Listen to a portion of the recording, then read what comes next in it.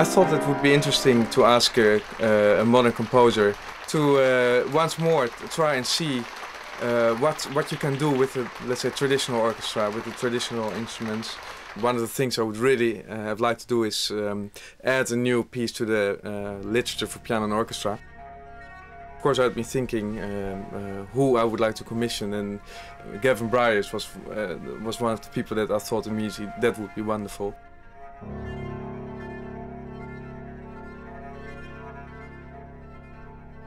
When you approach certain forms, history kind of is on your shoulder, and one of the challenges I enjoy is actually writing in the light of history. I'm acutely aware of music history, and I take great sustenance from music of the past.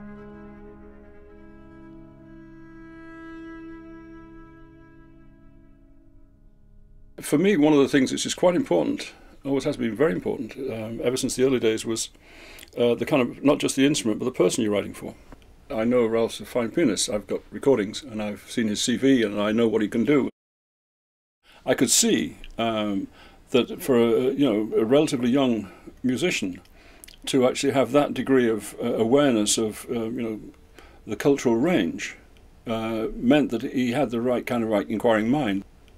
And the fact that also Ralph was interested in the idea of something which isn't straightforward virtuosity is something which I've always embraced in any other concerto I've done. Virtuosity is much broader in Gavin's music, I think. It's much more about phrasing, long lines, longer structures, this kind of thinking.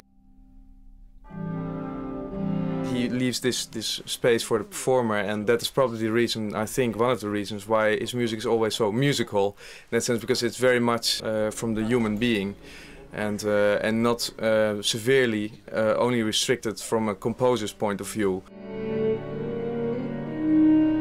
One of the rules of thumb I've always had is to always be aware that performers know a lot more about music, certainly as far as their own performance is concerned, than the composer ever will. And always be humble. And that, for me, ultimately is how you learn about your craft as a composer, is to have that humility and accept that the performer knows better than you. With relatively limited means, meaning not thousands of notes per second, there's an enormous intensity in the music, and it's really a story dragging you along, and